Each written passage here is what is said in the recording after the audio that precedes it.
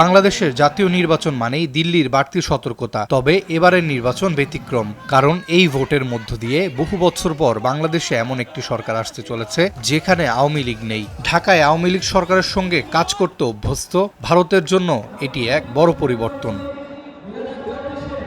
এই নির্বাচনে বিএনপি এককভাবে ক্ষমতায় আসতে পারবে কিনা, নাকি জামায়াতে ইসলামী সরকারের অংশ হবে, সেদিকেও সতর্ক নজর ভারতের। 2001 থেকে 2006 সাল পর্যন্ত বিএনপি জামায়াত সরকারের অভিজ্ঞতা দিল্লির জন্য সুখকর ছিল না। যদিও বিশ্লেষকদের মতে এরপর বাংলাদেশের রাজনৈতিক বাস্তবতায় এসেছে বড় পরিবর্তন।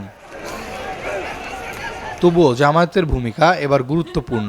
সরকারে থাকুক বা শক্তিশালী বিরোধী দল হিসেবে নতুন সংসদে দলটির প্রভাব নিশ্চিত। দীর্ঘদিন জামায়াতকে ভারতের জন্য অঘোষিত রেড লাইন হিসেবে দেখা হলেও এবার সে অবস্থান কিছুটা নমনীয় হচ্ছে বলে ইঙ্গিত মিলছে।